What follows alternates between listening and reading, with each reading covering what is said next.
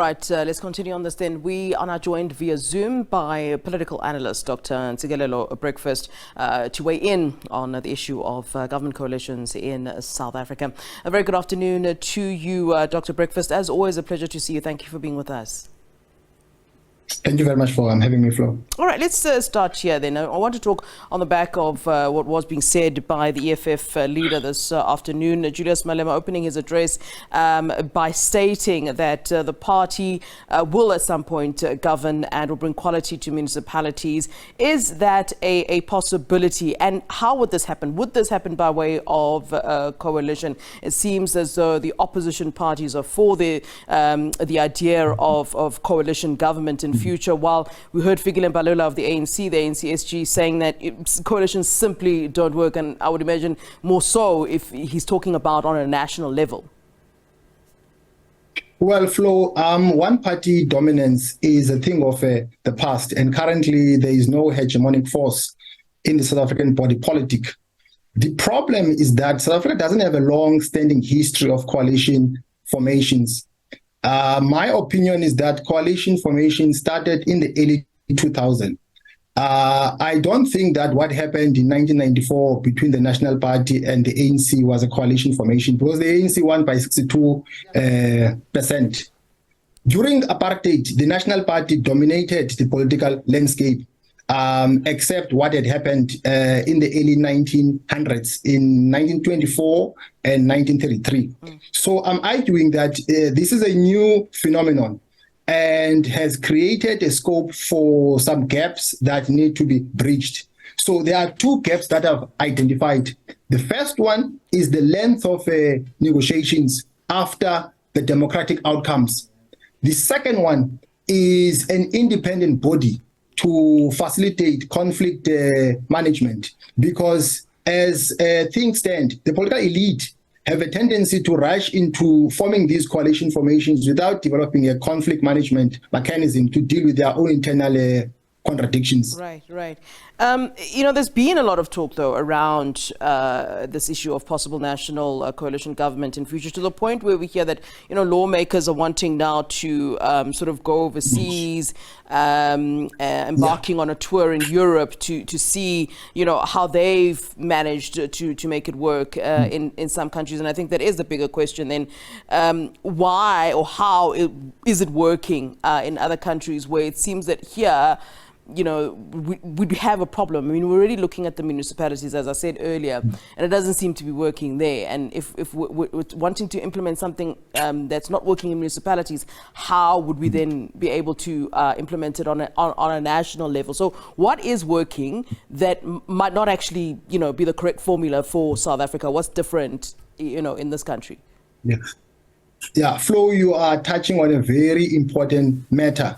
And I like the point that your colleague Natasha made earlier on when she was setting the scene, that coalition formations are drawn from international best practices.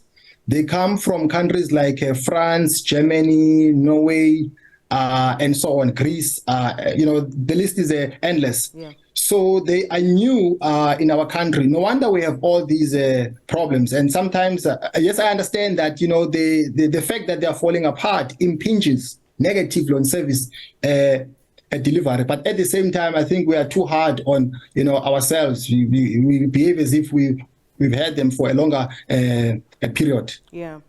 I mean, if we're looking at our own politicians, some might ask about the maturity level in terms of being able to make coalition governments work. Just recently, we saw the fallout playing out between the EFF and IFP, and IFP being very vocal to say, listen, we're okay, we'll be fine without the EFF. So if you have parties where one party sulks and the other one turns around and says it's fine, we won't need you, that already is an indication of where we are in terms of our politics here in South Africa. Well, what were your thoughts on that particular fallout that we saw playing out recently? Well, I think, Flo, coalition formations have created a scope for politicians to access power at all costs. Yeah. To be interested in musical chairs, as opposed to putting the interest of citizens first.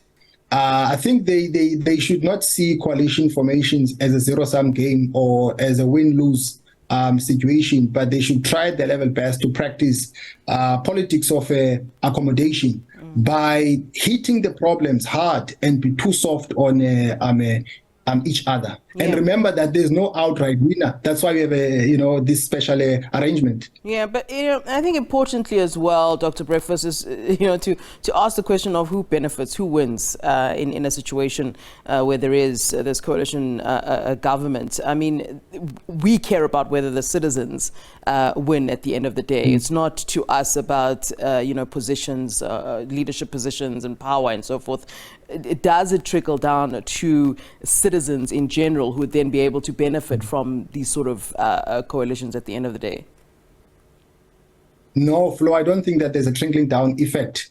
At the moment, I think these formations, they benefit the political elite. Yeah. I also want to weigh in on the point that was brought in when you were setting the scene earlier on, of a collective system at local government level. I take that with a pinch of salt. I'm very critical of that because sometimes that creates a scope for the ANC to come into power through the back door. Yeah. You see, I think that issue, it needs to be discussed thoroughly.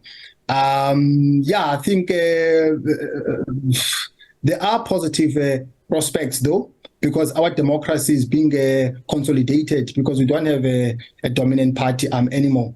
All right, Dr. Ntsikelelo Breakfast, it's always a pleasure to have you on the show. Thanks as always for giving us your time. Thank you very much. All right, that is political analyst and regular guest here on SA Today, Dr. Ntsikelelo Breakfast.